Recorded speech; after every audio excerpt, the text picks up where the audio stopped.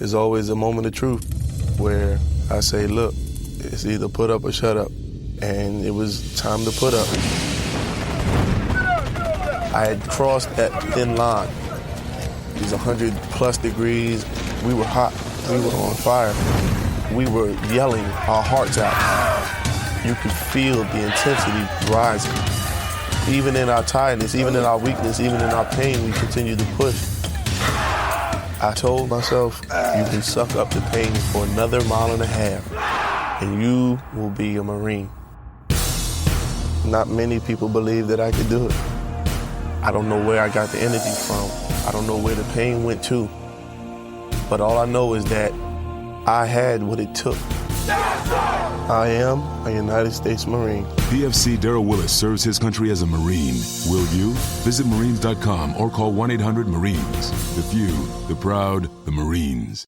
In these uncertain economic times, you've got to do whatever you can to save money. One of our biggest expenses can be our cars, especially when unexpected repair bills hit. Not anymore. If you own a vehicle with less than 130,000 miles, is less than 12 years old, has a warranty about to expire, or even no warranty at all, you could stop paying for car repairs. Roadside assistance, towing, and rental coverage are all included. Don't wait for the next repair. Make one free call right now to see if you qualify. If your vehicle is less than 12 years old, has less than 130,000 miles, even if it's out of warranty, paying for car repairs can become a thing of the past. Call us right now and get your car protected before your next repair bill hits. Get protection and no more repair bills. Call 800-696-1030. Again, 800-696-1030. That's 800-696-1030. 800-696-1030.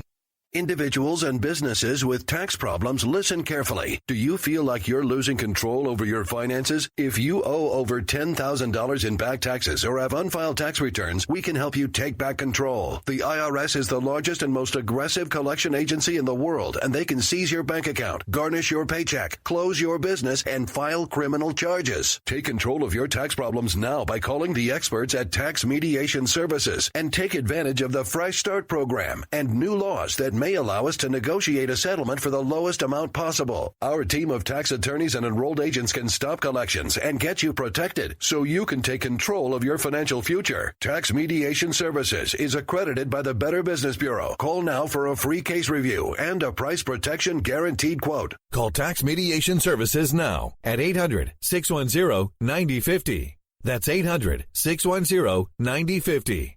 800-610-9050. All writers are prone to becoming so attached to our characters and stories that we struggle to see why a passage may not be working. It takes another set of eyes to help us nurture our writing into full maturity. At Black Wolf Editorial Services, we strive to enable writers to develop and grow, shaping stories into masterpieces that can stand the test of time. Editing services are provided for all genres and all age categories. Services range from critiques of the short story through to line edits of the full-length novel and copy editing for those preparing for publication. We also offer assistance on generating a writer's bio for your websites, as well as help with those book blurbs and promotional material. We won't abandon you to the masses. We want to celebrate with you in your successes. Black Wolf Editorial Services, nurturing your writing into maturity. For a full list of services and prices, visit us at blackwolfeditorial.com. You're listening to the Spark Radio Network, internet radio like you've never heard before. Innovation, creativity, and imagination are all said to begin with a spark. So fasten your seatbelt and take the ride of your life and listen for the spark. You are listening to KLRN Radio, where liberty and reason still reign. Sometimes we need to slow down and remember the simple pleasures in life. Good coffee, good books, and good company. Come on in. Take a seat. The coffee's just been brewed. Let's see who we have in the coffee shop today. Let's see who we have in the coffee shop today. There's author Paul Shin. Paul, thanks for joining us. Thanks so much for having me. I really appreciate it. Like I said, I'm more than happy to have you. So how long did it take you to write your book? It actually took me more than 10 years, and that's partly because I was working a full-time job at the same time that I was writing this. And quite honestly, it's because also I ran out of steam a couple times along the way. But you still persevered and pushed through and made sure that you got it done. What inspired you to pick it back up and keep going? Yeah, it was. I think the main motivation was because I felt that it was a story that nobody else could tell. So I felt a kind of sense of obligation to make sure that I finished this, to make sure that the story got out there. And I think that was partly what motivated me to keep on going through those kind of lean moments. Why do you feel that no one else could tell this story? So the story is ostensibly about North Korea, but it actually takes place in New York City and along the East Coast. And it also takes place partly in North Korea and partly in England and partly in Europe. And because of my own personal history, I lived in England when I was young, and I lived in Korea, and now I'm in New York City. I felt like I had a unique perspective into all those three locations. So I wanted to get at some real deep emotional truth about what it must be like for a North Korean who's living outside of North Korea. So I felt that nobody else could really tackle that topic as I could.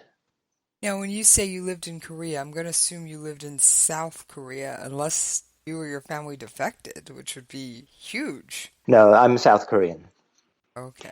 As are probably 99.99% of all Koreans in the U.S. That's I said, I was kind of assuming as much, but I was just double checking. So, how were you able to do?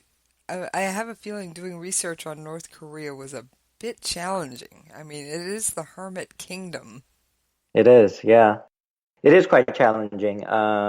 That's also partly why it took so long, because I was using primarily news reports and my own research. And if you really pay attention, there are trickles of news that come out of North Korea every now and again. And they don't tend to be the wacky misbehavings of North Korean leaders types of stories.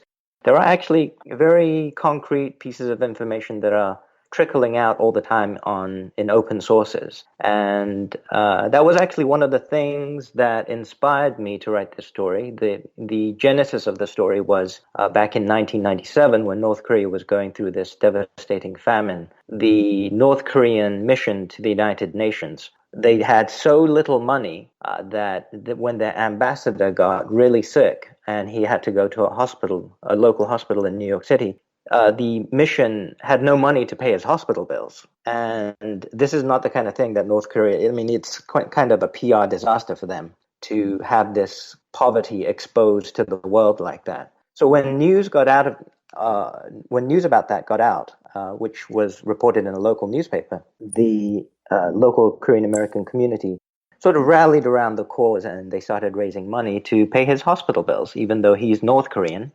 And most of the immigrants in New York are South Korean. So that really caught my attention. I kind of set that aside, put it in a drawer, and that was kind of the genesis of Half-Life. One, that would be a PR nightmare for the propaganda machine of North Korea. Two, what an amazing story just human story from the South Korean American community. That's incredible. They rallied around him and paid his hospital bills. Wow. Right.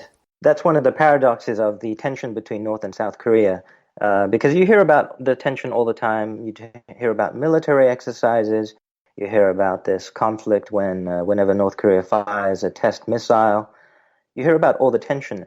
But fundamentally, North Koreans and South Koreans still feel that they are one people, and in principle that they want to reunify. So there's not a feeling that that North Koreans are the other. South Koreans feel that they are the same people. So I think that was partly what inspired the South Koreans to want to help him. I actually just, on my main show, Jesse's POV, actually just read an article that there are South Koreans that want to see their, families were divided by the war, and the South Koreans want to see their North Korean relatives before they die because they're getting so old now and all the struggles to do that. That's right. It's been over 60 years now since the Korean War was reached an armistice, and so that generation who was alive then, most of them are sort of on that cusp of dying out. So it's really kind of now or never. It has to happen soon, or that entire generation of families who were actually physically split during the war, they will basically all die out. Like I said, that's just amazing. And as I remind my listeners to my regular show, Jesse's POV, there was technically North and South Korea are still at war. It was essentially an armistice is essentially a ceasefire. It was not a peace treaty. Yep. I've so actually been... The war was never declared ended. They just signed an armistice, which means that the two wars are technically still at war. I have actually personally been to the DMZ. So I spent about 2.5 weeks in South Korea, which I know is no time at all, but I did get to visit. The DMZ is a surreal experience, isn't it? Very interesting. I mean, I was on a USO tour there, and they had the loudspeakers were going that day. Right. And so tensions were a little bit on the high side, so it was interesting. And I took some photos of the North Koreans standing on the big building on their side. And when I got home, I magnified them and zoomed in. And the uniforms looked Soviet era. Yeah, exactly. When I was in college in Korea, they no longer have this, but when I was a freshman or sophomore, they had mandatory week-long sort of a military boot camp style training that was required of all college students. And part of that was a visit to the DMZ. And the unit that we visited happened to be towards the Eastern Front, which is pretty mountainous. And those guys are some tough hombres. And when we stood guard duty for one shift overnight, and it was a surreal experience. What happened to make it a surreal experience in your mind? Or was it just the fact that you're kilometers away from the border or wherever you were stationed?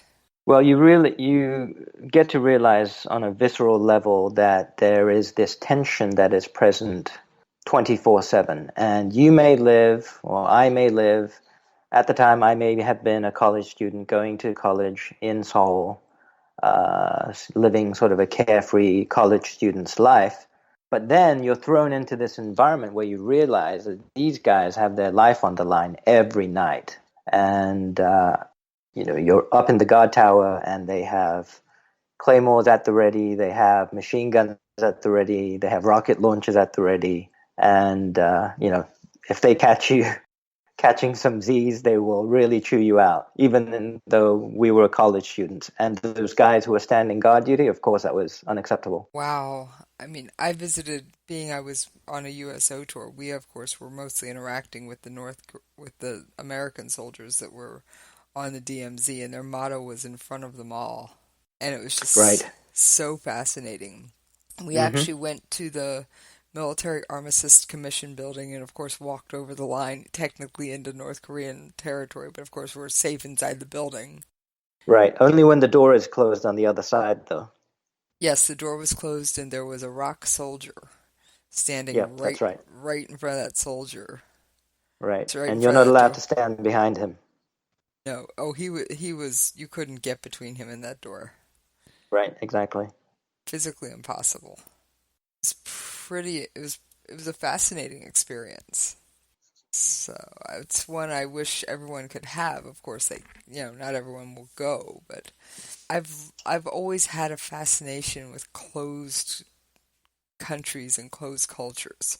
And while I have crossed both Iran and North Korea off my countries to visit list, because with a U.S. passport it would not be advisable. Mm-hmm. But it is eventually one of those days I'd love to do it. Yep. In fact, that's sort of one of the central themes of Half-Life is if you're a member of the elite in North Korea, you're forced to live a double life because on the one hand, you're aware of what the outside world is like, and especially if, like the main character in my book, a guy named Han Chol-Soo, he's a diplomat in New York City, he knows exactly what's going on in the outside world. And at the same time, this is based in 1997, you have this massive famine going on in his home country. And so he has to live this double life. And so that's sort of at the core of what this story is about. What do you mean by living a double life? He obviously has to, I'm sure, espouse the party line and say how wonderful everything is in North Korea, but... Right. So exactly, he has to do that, but because of his exposure to the Western world, that willingness to espouse the party line, the propaganda, it begins to chip away at him, and his life begins to unravel. That is fascinating. I definitely want to take time and read your whole book. I did skim through parts of it, but a quick skim is nothing compared to reading the entire book. So the main plot point is that he's in New York City with his wife and newborn son, and his wife runs away with their son. And this is a catastrophe for him because if his bosses find out, then it means that he'll be sent to a labor camp. His whole family back in North Korea could be sent to a labor camp. So he goes on this chase around the U.S. to try and find his wife and son before his bosses find out. And that is sort of the driving force in terms of the plot. Okay, that's fascinating. And correct me if I'm wrong, but because the U.S. has no diplomatic relations with North Korea, technically North Korean diplomats to the UN are given a special visa that allows them like 25 miles around the UN. So he had to break all the rules to go get his wife and son back before word got back to his bosses that she had essentially run away. That's right. So in real life, North Korean diplomats are not allowed to leave beyond a certain radius of New York City, and because of this incident, he is forced to violate that and go chasing after her. I'm sitting here going, wow, does that one thought that he's not allowed to go beyond a certain boundary stop him or cause him any grief or anything of the sort? Yeah, I mean, he sort of has a nervous fit when he realizes that he's crossing that boundary. But the consequences of not doing so and not finding his wife and son, the consequences are so dire that he has to do it. Like I said, it sounds like a fascinating read. Oh, what were you going to say? No, I was going to add that because he has to go on this kind of road trip, that it's also an opportunity to see the U.S. through this person's eyes, and that's a sort of another layer of the novel. I think, like I said, I think the premise, and I think you're right. I think you're one of the few people that could tell this story with any level of accuracy, because I got a glimpse of life in Korea, and I've got some, cute photos of kimchi donuts and got to go to some local restaurants, and I had my own personal run-in with soju. Nobody escapes Korea without a run-in with soju. Yes, and it was my first night in the country. I'd just flown from the U.S. into Korea and gotten myself to Suwon Air Base, which was where my husband was stationed. Uh-huh. And there's a special system that military and family members have to be enrolled in. Got myself enrolled in that. My husband got off work, and then he takes me across the street to this little bar that had like fried chicken, and and myself, my husband, and one of his buddies split a pitcher of soju with like some fruit juice or something in it, or something sweet in it. The dangerous kind. I bet. And of course, I'm exhausted from traveling. I don't drink much anyway. And then, of course, I don't know if you've ever been to, for those who've never been to Suwon Air Base, it's from the entrance to the base back to where my husband's room was, it's about a quarter of a mile walk down through a tunnel, down through a set of stairs, through a tunnel, across the tunnel, and back up this set of stairs. Well, okay, let's be blunt here, I was drunk, and the soju hit me hard right on those stairs. So you had the dangerous kind because that flavored soju, you don't realize how strong it is, and so you start chugging it, and before you know it, you're completely drunk. I had maybe 3 or 4 little glasses, but you're talking to someone who doesn't normally drink much alcohol. Right. Any people out there who want to try soju, it kind of tastes like vodka straight up, so I would recommend the straight up way first, just to know what you're getting into. Most definitely, because that sweet stuff was definitely dangerous, as you so aptly described it. It is deceptive. You spent 10 years writing this book off and on. And then when you finally got it done, did you get it beta read? Did you have an editor look at it? What did you do? So I was fortunate in that because in my day job I was a reporter / editor, I have a lot of writer friends, and they may be in the news business, but they're also avid readers. So I had a handful of people that I could give the manuscript to, and I trusted their opinion.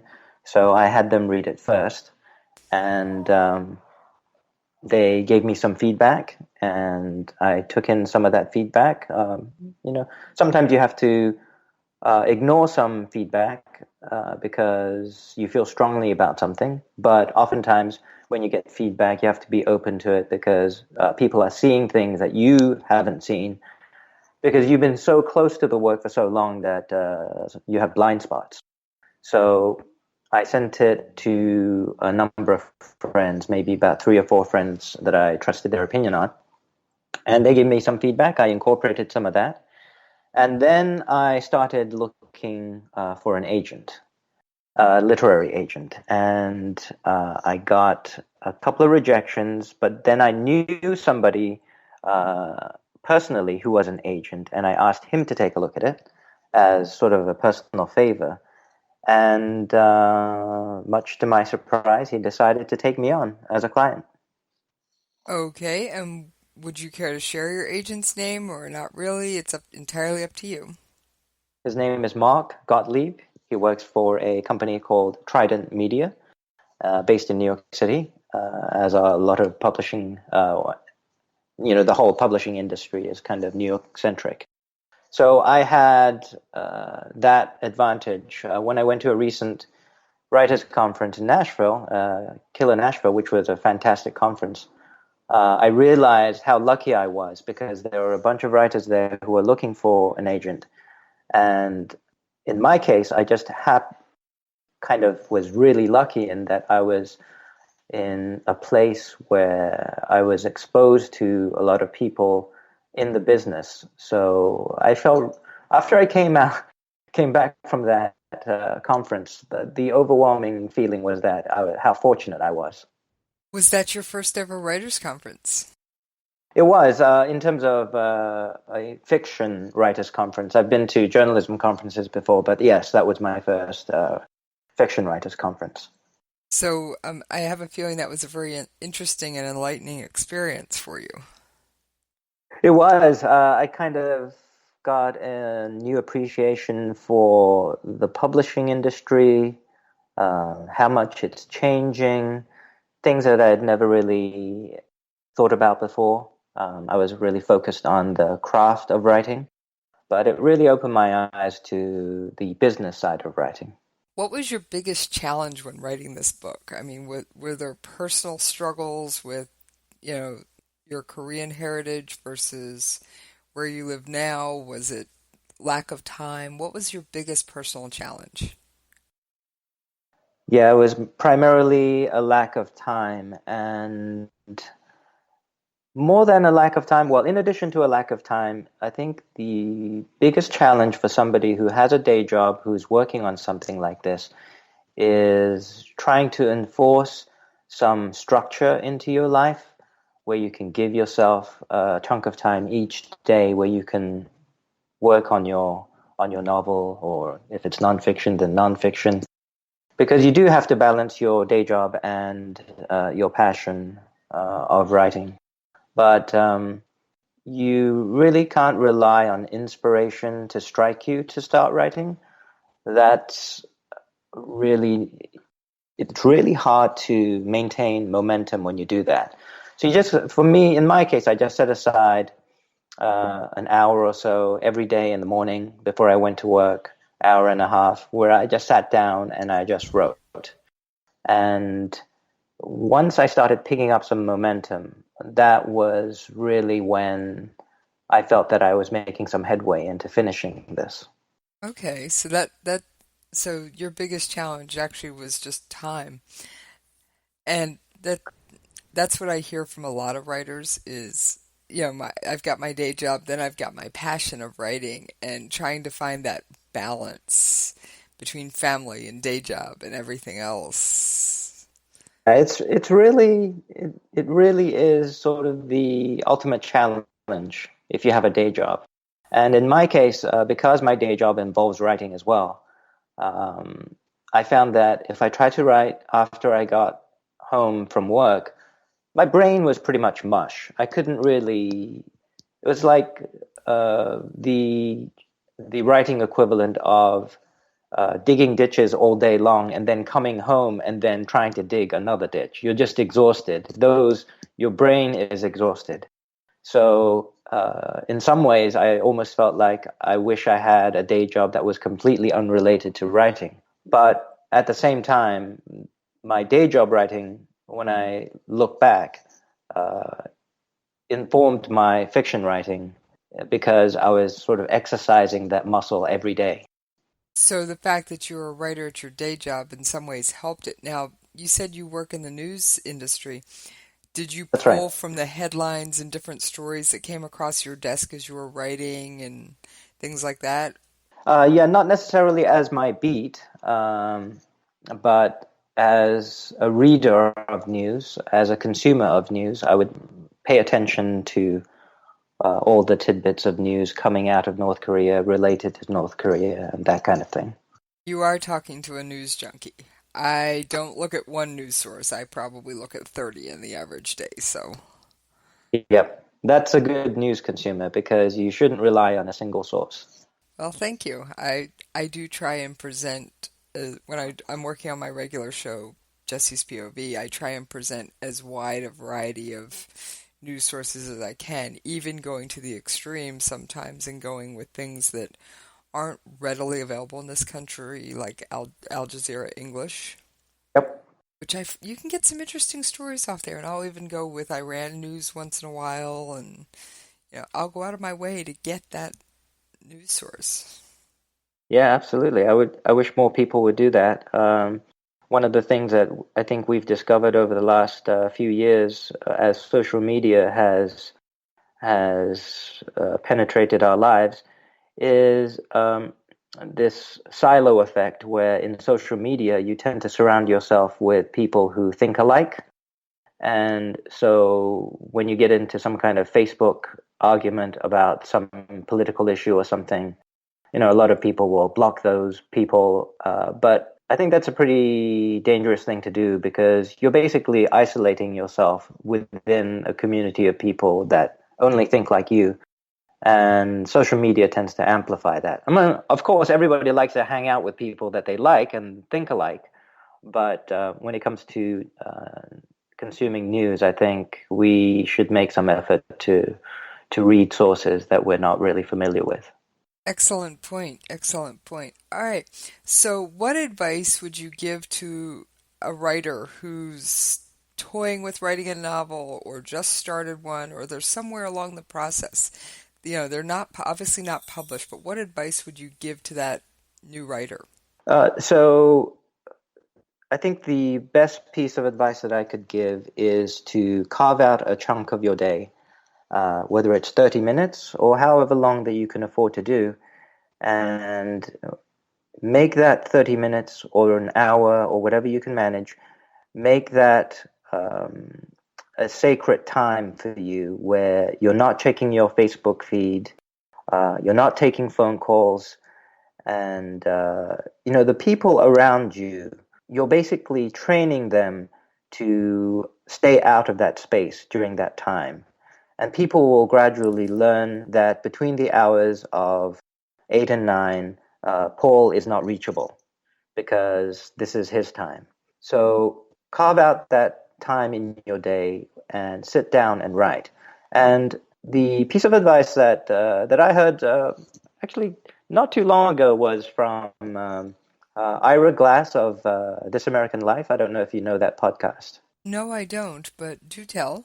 Yep, it's an NPR program, and it was something that he said during a pledge drive. And he said that, when you're an artist and you first create work, you're not really satisfied with your results, and it feels really bad. But that's a good thing because that means that your taste is better than what you can achieve. And if you gradually work at improving your craft, then that gap between your taste and your own work begins to diminish. And at some point it catches up. So the fact that you feel like the work that you're creating right now or at the beginning, that you don't feel it lives up to your standards is actually a good thing because that means you have good standards. That's an interesting piece of advice. That really is. And I like the idea of setting aside that block of time and saying, no, bug off. This is my time. And it is. Yeah, I think that is, the old advice, if you're a writer, then you write. It may seem a bit glib, but fundamentally that's what you have to do. You have to improve the craft. And you cannot improve the craft by just thinking about it. You actually have to do it. It's almost like a muscle. You have to train it.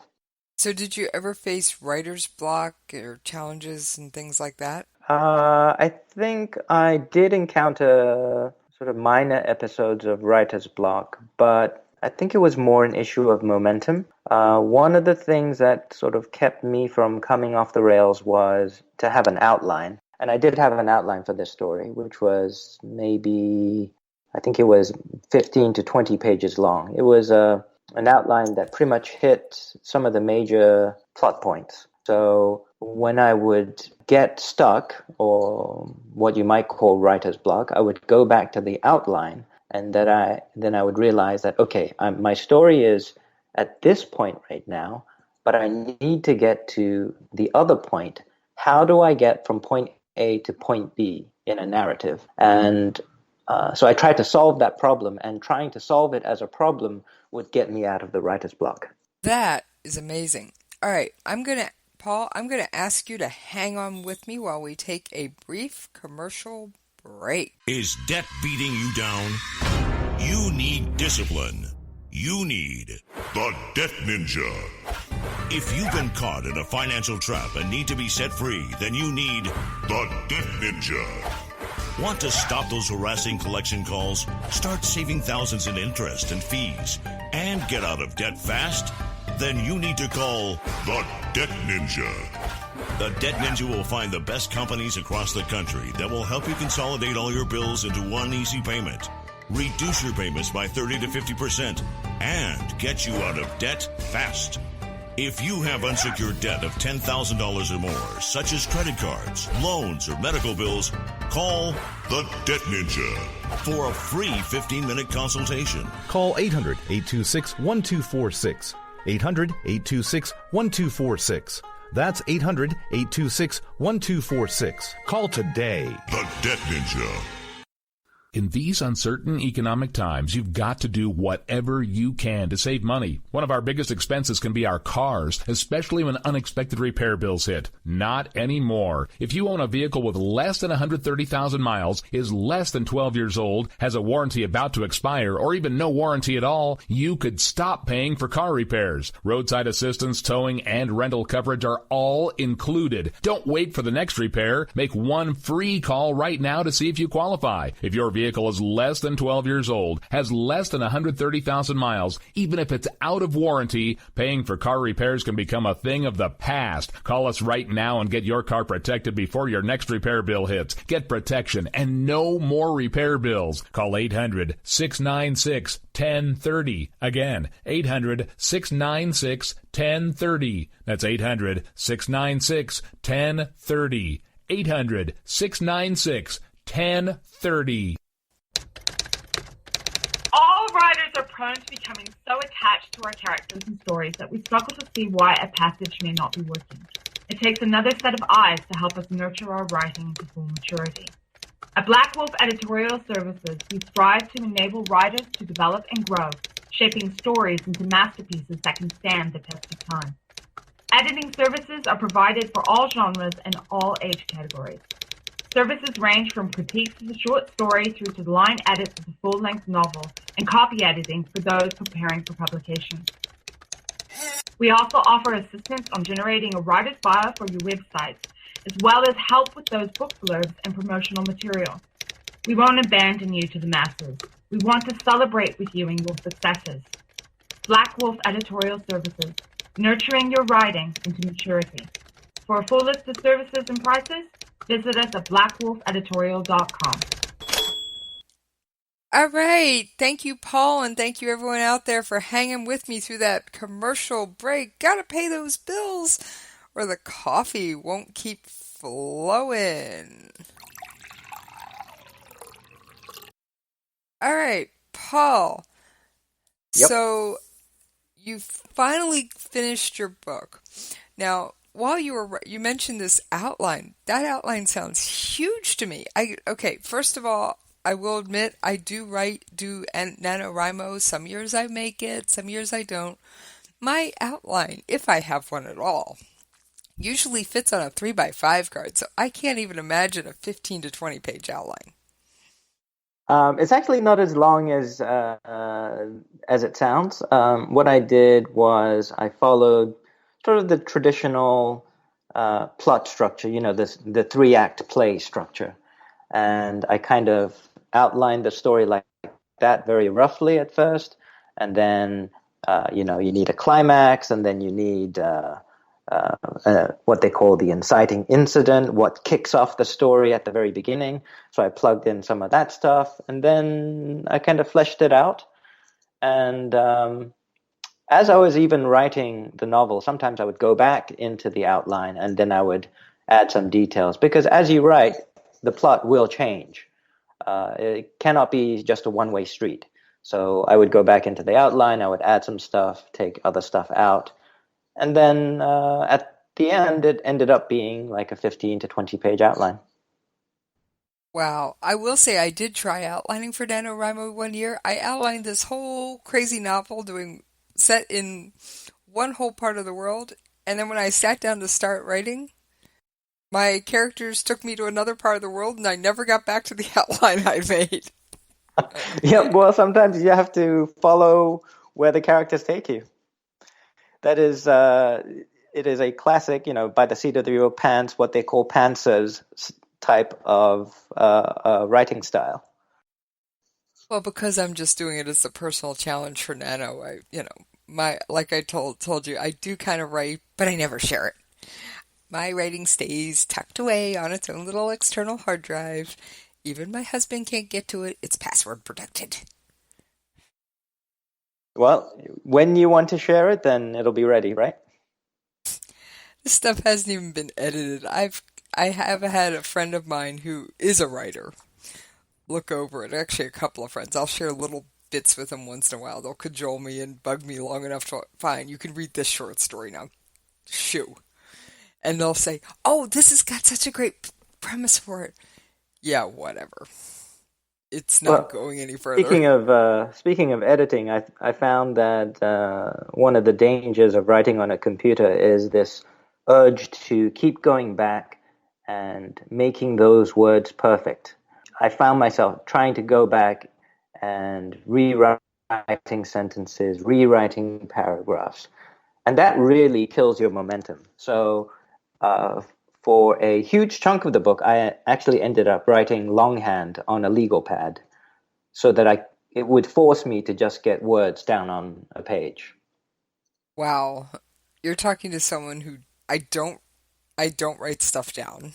If I do, it's I may write down a grocery list. That's about the longest I write by hand. Yeah, I can't imagine writing most of a novel on a legal pad. So what software did you use when you were actually typing it? So I was just using Microsoft Word, and so when I typed the longhand notes into Microsoft Word, that would be my quote-unquote first edit. That would be sort of a rough edit. And nothing really fancy, just a regular Microsoft Word. Okay, because I've had several people trying to tell me about Scrivener, so it's... I mean, I've heard good things about it, and I've heard that Scrivener is very good when you're trying to, when it's a very complicated structure. But on the other hand, I've heard people saying that it takes a little bit of effort to learn Scrivener. So, if you want to put in that effort, I'm sure it would be good. And if you're working on something that's very complex, I'm sure it's worth the investment. But at the same time, I feel that when you're writing, that any kind of distraction, whether it's learning new software or something, it's just a time suck, right? There are so many time sucks in your life that if you attend to everything that requires your attention, you're basically left with a thin slice of that pie that you promised yourself, that 1 hour or whatever it is in the morning. Oh, I'm going to check this email, I'm going to learn this new software. Oh, I'll just tweet this out. If you start paying attention to all of those things, then you're pretty much left with a tiny little sliver of time that you're actually writing. So I think it's important to figure out how much time you're willing to invest in new software. Right, and I understand every piece of software has a learning curve. Trust me, I had to learn a whole bunch of new software when I started doing my radio shows. It was like, whoa, I was bombarded by new software. And yeah, I actually have played with Scrivener a bit. The only thing I like about it, my favorite feature, because I'm notorious for this, is the fact that it will automatically number the chapters for you. Right, okay. And then I can actually... I have not used it personally myself, so I can't give you like a thumbs up or thumbs down on it. It'll automatically number the chapters, and then I can actually take my work and put it into a Kindle format and put it on my own personal Kindle and read through it or whatever. So. Oh, right. Oh, one thing that I did do that I haven't heard anybody else mention this is when the work was relatively complete, I would put it into any number of apps that are available nowadays that will read text out loud in a synthesized voice. Okay. So you just plunk the text in there. You can be a chapter or something, and I would listen to it on my way to work because you can spot things that you normally wouldn't spot when you're reading the text versus when you're listening to the text. Right. Your brain, when you're reading it, your brain will automatically fill in that missing word or that whatever it is. Exactly. Yep. So that was kind of my first way of having a different kind of edit. That is a good piece of advice. That really is. All right. So now that your book is out there and you're a published author, is there going to be another book? There is. I hope. I am working on it right now, and it is a completely different genre. It's actually historical fiction. Oh, what are you tackling, if you don't mind a sneak peek? So, The story is about a samurai in feudal Japan who travels to Elizabethan England. That could be interesting. Feudal Japan and Elizabethan England. Whoa. So it's kind of the reverse of the James Clavell Shogun books. Yeah, I can kind of see that. So I may not be a writer, but I am a voracious reader. And you'll pick up my Kindle and you'll go thriller, thriller, thriller, nonfiction, nonfiction, fiction, historical fiction. There's a couple of romances in there. It's sci-fi fantasy. You know, I've got everything from nonfiction all the way through to Stephen King's It and Game of Thrones. So everything in between. Yep. Yeah, I think having a sort of a varied appetite when it comes to reading is good. I'll give any book, 3 to 5 chapters. Right. You're actually more generous than the average reader then. One of my biggest things I do as a quote reader, I occasionally have to go on long car drives, usually for personal, go visit family, because I have family in Oklahoma. Mm-hmm. Well, East Coast to Oklahoma, 20-hour drive, anybody? So Wow. I have an iPod that lives in my vehicle. Its sole purpose in life is to live in my vehicle with audiobooks. So I will bring it in the day or two before, hook it up, load it up with a bunch of audiobooks. And I started this audio, and I'm not going to give out the title or anything. And I was like, where is this thing going? And had I actually been sitting flipping through that either on my Kindle or in my hand, I would have put the thing down. Right. But because it was just talking to me and I'm driving and I've got,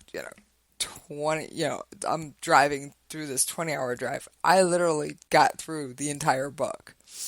Yeah. Because it was a 16-hour audio book and a 20-hour drive. That's right, yeah. Yeah, I'm a huge fan of audiobooks too when I'm driving or on the subway. That giving 3 to 5 chapters, that brings up a point of the publishing industry nowadays, is that there's this pressure to try and grab the reader basically within the first few pages. And it kind of makes you think about what kind of the books that we called classics would have survived in the current publishing environment. But it is kind of the trend nowadays to try and grab the reader right at the very beginning. And I understand why publishers want that, because the average reader's attention span is so much shorter than it used to be because we have so many more distractions. You can probably thank social media, at least in part. That's right. So when you had your book finished and you started getting rejections from agents, did you ever think about going the self-published route or the small publish, or you're just like, I can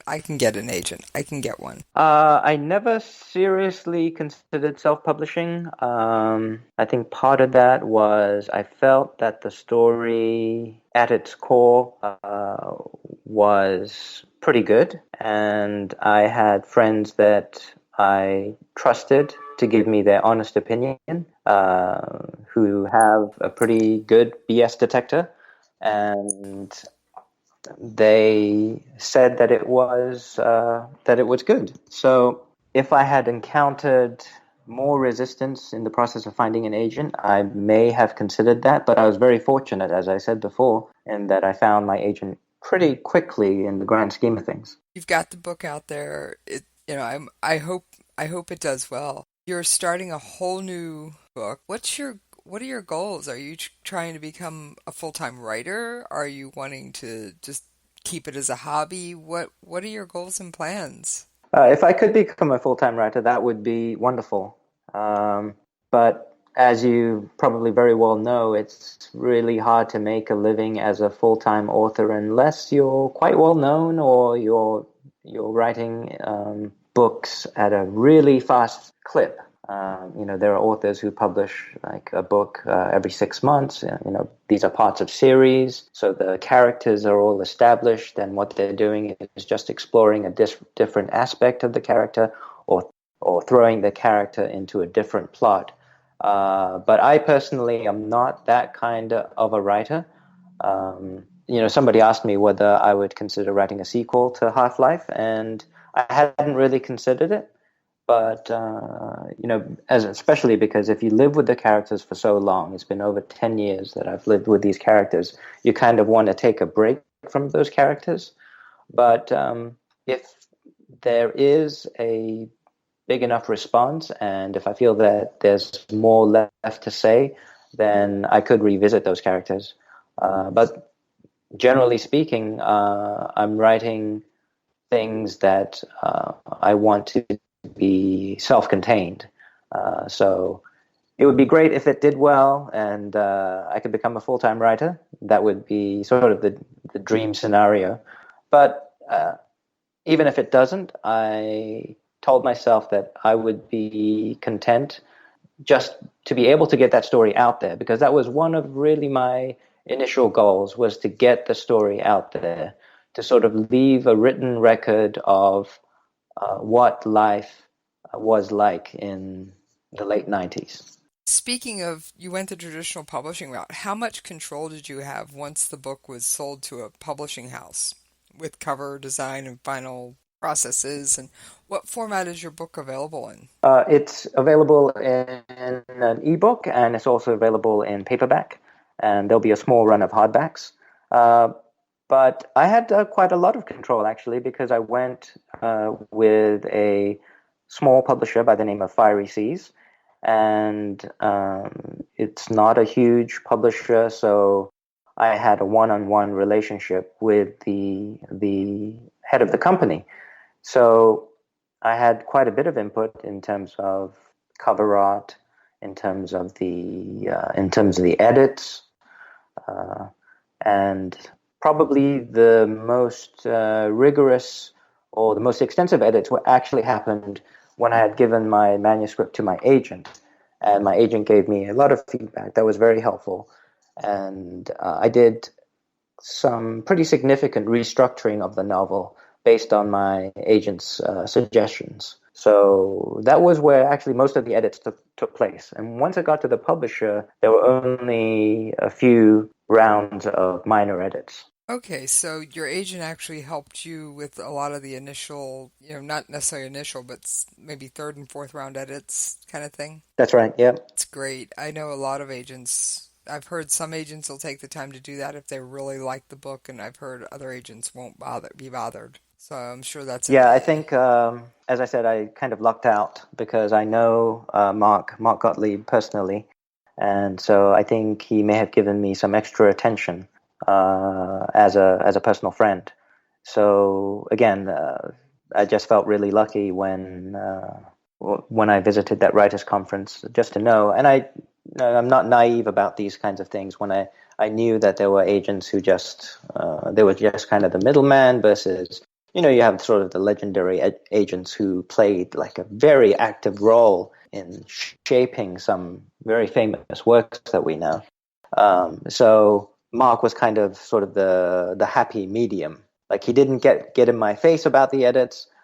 He made the suggestions, and he completely left it up to me as to whether I wanted to take the suggestions or not. But once somebody who's an avid reader and who's in the business gives you suggestions, I think it behooves you to really pay attention to those suggestions. Like we've discussed, you were exceptionally lucky. You had a personal relationship with his agent. You got published that way. What advice would you give to the writer who doesn't know an agent, doesn't live in New York, where publishing is essentially based in the U.S.? What advice would you give to them to help make their manuscript stand out? Right. That is always the tricky question. The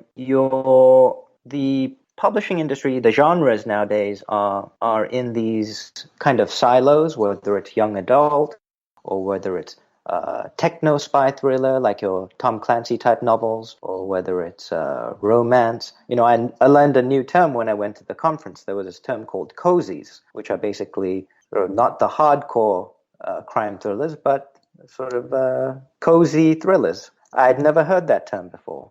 And the thing is that if you're trying to write to satisfy what you believe that market will consume, then I think you're kind of ignoring an important part of writing, which is to express yourself and bring something new to the table. So rather than just following the standard format of a certain genre, I would urge people to bring something new to the table. As for finding an agent, going to one of these writers' conferences is a great way to get your work critiqued. They have roundtables where agents and publishers will sit down with you and read, whether it's 2 pages or 10 pages. Sometimes you can send your work in advance, knowing that they will meet you at the conference. So you can send it to them and have them critique it for you. That's a way to make contacts. When you go to these conferences, you run into published authors. You can ask them whether they like their agent, what kind of work that they deal with. If that's not available to you, you can look at any number of books that list agents. But the repeated advice that I hear from agents is that people who submit work to them, they're not reading the descriptions properly of how to submit the work, and they don't pay attention enough to what kinds of work that they will accept. For instance, if an agent deals exclusively in young adult, there's no point in sending that agent a work about a techno thriller, which they don't deal with. So paying attention to details like that, I think, are really important. Okay, that is a bit of advice. I've always heard, like I said, I'm kind of on the fringe of the whole writing community. I have friends that are writers.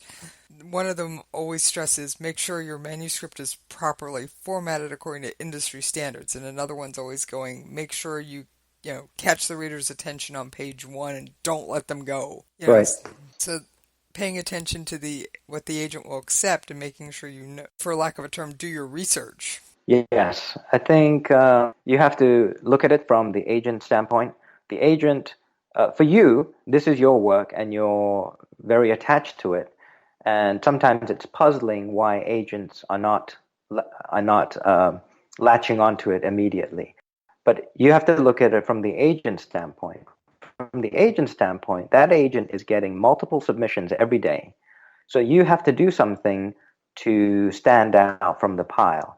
And when you make a rookie mistake, like formatting it incorrectly or sending a wrong type of genre to an agent, the easiest thing for the agent to do is to toss it into the slush pile or toss it into a pile that is probably not going to get his or her attention. So you have to eliminate every excuse you can think of for this agent not to read your work. You have to make it as easy as you can for that person to say, okay, it looks like it's professionally done. I'll give it a read. I'll give it at least multiple pages. I think that's good advice. You went with a smaller press. Are they doing anything to help you promote or publicize your book, or has that kind of been left up to you? And what about building a writer's platform, social media, Facebook, Twitter, website, all that? When did you start doing that, and how active are you in those realms? So my publisher being a relatively smaller publisher, it's sort of a shared responsibility between myself and my publisher to promote the book. My publisher has scheduled a pretty extensive blog tour where I do guest blogs or I do Q&As with the blog authors to promote the book. And I wouldn't necessarily say that going to a larger publisher will get you more publicity. They may have more of a publicity machine in place, but the thing you have to understand about the larger publishers is that they only activate the full force of that publicity machine for books that they feel are going to sell gangbusters. Say, for instance, it's some famous person writing a book. They're not necessarily going to activate the full power of their publicity machine for a debut author that they're not quite sure how well they're going to do. As a debut author, you're gonna have to take on a lot of those responsibilities yourself, whether it's a smaller publisher or a larger publisher. So I've done things like after it got accepted by my publisher, Fiery Seas, I had constant communication with my publisher, and they said I should create an author website, which I did. I was going to try to do it myself, and then I realized this is part of that equation of distractions in your life. I realized that I could do it if I really studied hard, but that I wasn't willing to commit the time that it took to make a website look really good. So I contacted some authors that I knew. I asked them who their web designer was. I looked at, I'd seen some of their websites. I liked certain ones. And that's how I found a web designer. So I hired the web designer to create the website. Lately, I've been using Facebook to promote the book. I have a separate Facebook author page, Paul H.B. Shin. And so I've been keeping people updated on Facebook.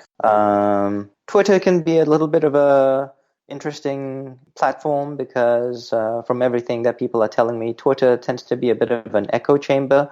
So people may talk about something, any topic, doesn't have to be a certain book, but it tends not to lead to sales, is what I'm told. That's one of the peculiarities of Twitter. So I'm trying to hit all these different methods of trying to expose the book to readers that may not be aware of it. And I also hired a PR person to help me with some other radio appearances in other parts of the country. Awesome.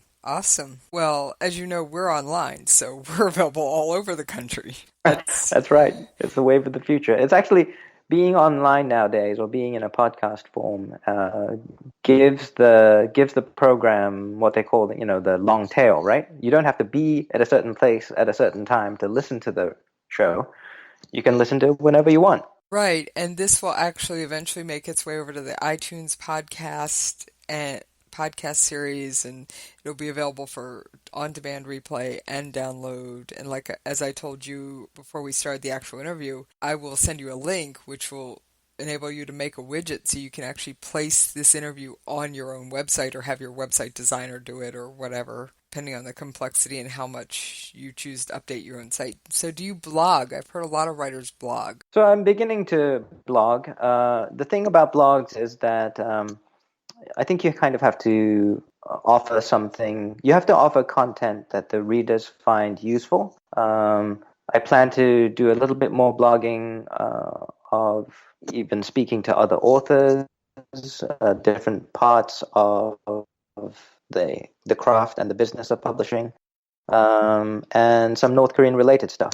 Well, I have a feeling the North Korean related stuff won't be hard for you to find, given your day job.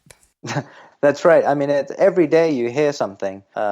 So even though I began this novel more than 10 years ago, it is turning out to be quite timely, because you may have heard there was a recent defection of a high-ranking North Korean diplomat in London. I think he may have been the UK ambassador or something like that.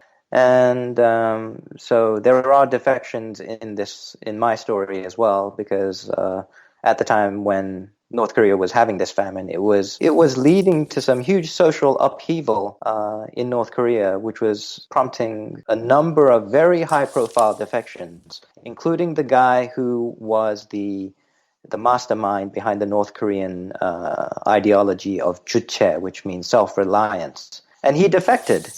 And there was a British newspaper that likened it to Thomas Jefferson defecting to the British. I mean, that's how significant that defection was. It was a massive event at the time, and he makes a brief appearance in the novel as well. Wow, that's awesome. I've read the term juche. I believe that's how you pronounce it, juche. Juche, yep. I've actually never been quite sure how to pronounce it, so thank you. And literally, while you were talking, I picked up my stack of news articles, because when I'm preparing for my regular show, I print out anywhere from 10 to 25 articles, knowing I'm not going to get to all of them. And I'm holding in my hand another, the headline says, North Korea diplomat defected from Vladivostok. Right. So it is, this is kind of the heart of the novel. When you're exposed to the Western world, it's really hard to keep living that lie, because you know what the rest of the world is doing. And then you look at your own country and realize how insular it is, the kind of propaganda that's going on. So that's at the core of what I wanted to get to, is this character, Han Chol-Soo, that's the main character, who has to live this lie, and He's also been living a lie personally because his relationship with his wife falls apart. And so all these things where people who are based overseas, when they defect, there is a reason that they do that. And it's not about economics. It's not necessarily about, oh, I just want to drive a nice car or something like that. When you decide to turn your back on your country, that is treason, right? So these guys are making a conscious decision to commit an act of treason, and for them to walk over that threshold is a massive decision. I cannot imagine turning my back on my country. I mean, and you're talking to someone who is a military spouse. I've been exposed to other countries and other cultures, and I'm sitting here going, I could never do it. And right. That may be because I'm blessed to have been born where I've been born and live in this country. It may be for any number of reasons, but I mean, right next to that story with the North Korean diplomat, I also have another quirky story I picked up online. I'm just going to mention it to you real quick, probably for a good chuckle. Now streaming Internet Protocol TV service arrives in North Korea. So, like I said, I figured that would get a chuckle out of you. They now have an intranet, not internet. They don't want you connecting to the big wide world. But they do not.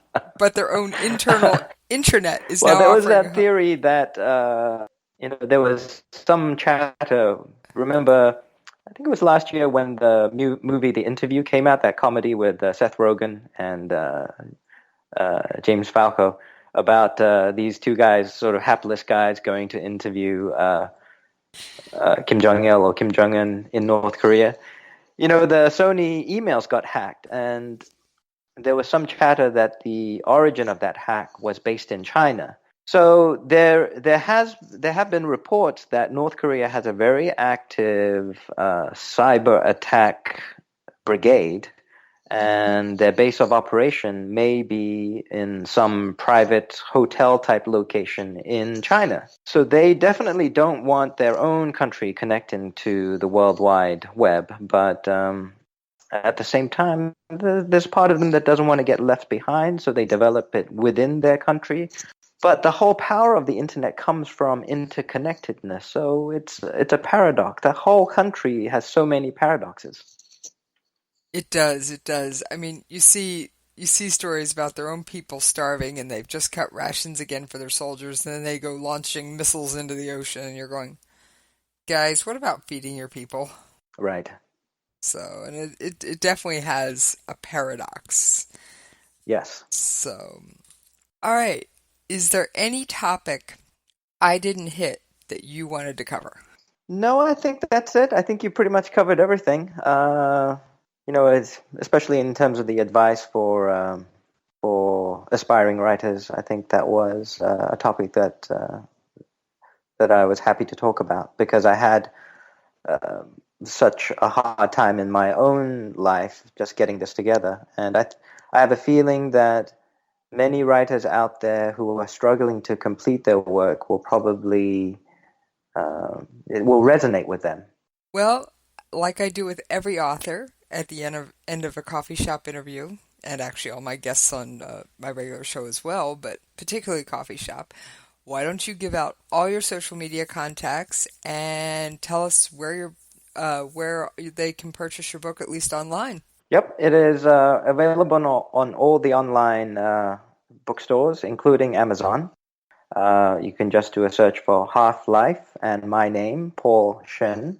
And my website is Paul H.B. Shin, that's one word, paulhbshin.com. And you can find me on Facebook and on my author page at paulhbshin.com. Paul H.B. Shin on Facebook. Okay, and do you have a Twitter handle you'd like to add to that? Yep, Twitter handle is at Paul H.B. Shin. All right. I will also, for all of you listening, if you look at the description, the link to Paul's website will be in the description. So you'll be able to connect with him, and I'll probably throw his Twitter handle in there. Maybe his Facebook page if I get a chance to grab it. But I'm sure his website has links to everything. Yes, it does. All right. Well, thank you very much for joining me in the coffee shop. Thanks so much, Jesse. This has been fun. I really appreciate it. Oh, not a problem. You take care. You too.